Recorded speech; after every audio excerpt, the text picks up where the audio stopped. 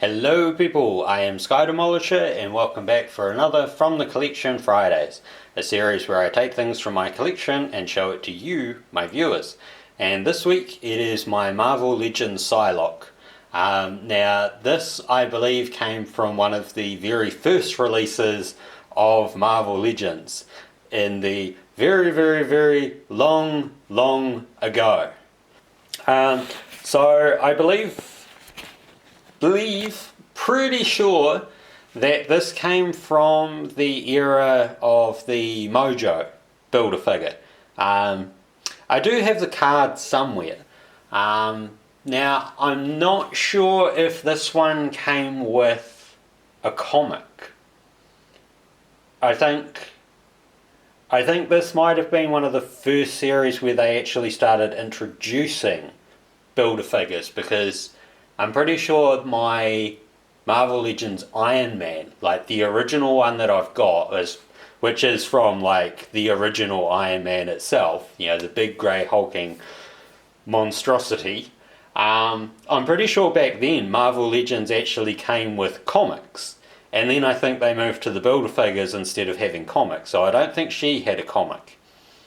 And comparing this kind of sculpting to modern day stuff, yeah. Ugly would be an understatement. Very well articulated, yes, but ugly. And virtually like all of her clothing stuff is painted on. It's not like molded on, it's not molded clothes, it's painted.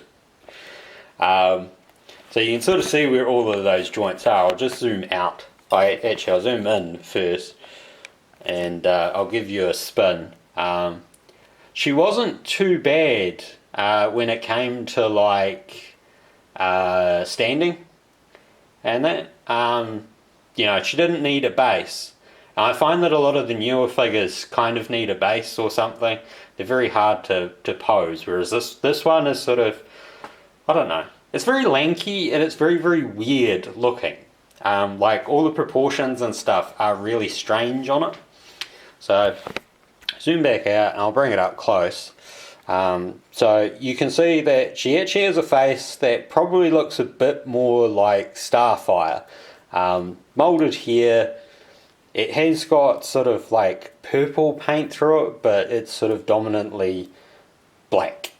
So that you can see like all of those mold lines and stuff. So a lot of this is now out of it. Articulation wise though, like, you know, the shoulder, top of the bicep, there's a double joint in the elbow, and then there's a wrist joint. No swivel though.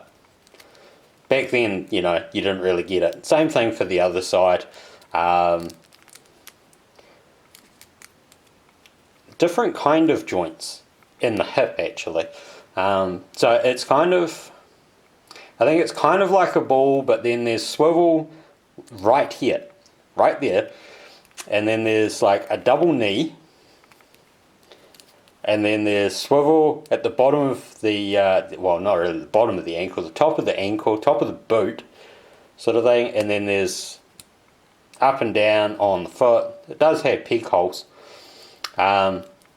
And back then, you know, like when they did this is really rude, but like when they molded butts, it's like they molded a butt to be a butt, but it's kind of a plate, and it makes her look kind of weird.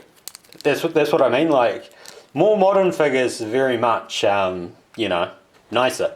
And then there's a hole in the back that I assume was for a stand, you know, so that you could actually get her doing like action poses and stuff. I don't know if like the old Gundam stands will work or not, but they probably would.